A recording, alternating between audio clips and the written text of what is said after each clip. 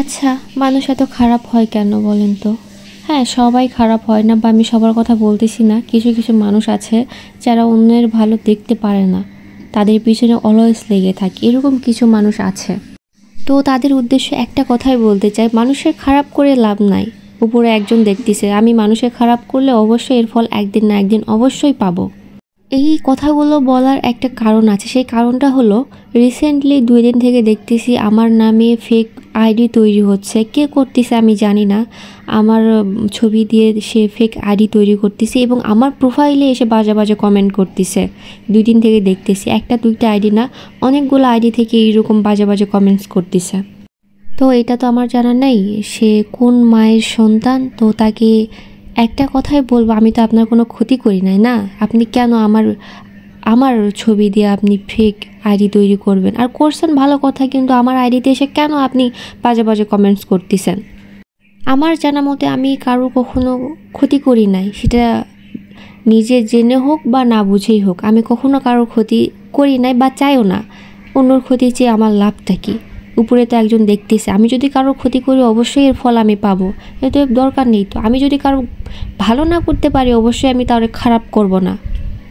তো এই সব বিষয় নিয়ে আমার মনটা অনেক খারাপ। আমি আমার প্রোফাইলেও পোস্ট দিয়েছি যে এই আইডিতে আপনারা একটু বেশি বেশি করে রিপোর্ট মারেন।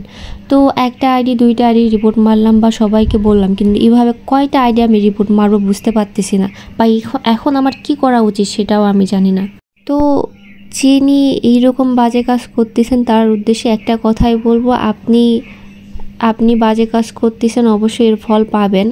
তো হ্যাঁ, আপনি এরকম কেন করতেছেন সেটা আমার জানা নেই। আর আমার যদি কোনো কন্টেন্ট ভালো না লাগে বা আমাকে যদি না ভালো লাগে তাহলে আপনি ইগনোর করবেন। আপনি কেন আমার ফেক আইডি তৈরি করবেন? বুঝতেছেন, আমার যখন কারোর ভিডিও বা প্রোফাইল যদি ভালো না লাগে আমি তাকে ইগনোর করি। তার সাথে আমি কখনো তার প্রোফাইলে ঢুকি না, ঢোকার চেষ্টাও করি না। আর কমেন্টস করা তো দূরে থাক, হ্যাঁ খারাপ লাগতেই পারে, আমার ভিডিও বা অন্য কারো ভিডিও খারাপ লাগতেই পারে, তাই বলে আমি তার আইডিতে গিয়ে বাজে কমেন্টস করব এরকম কখনোই না।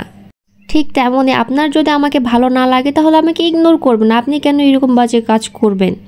তো যাই হোক, সবাইকে আসসালামু আলাইকুম।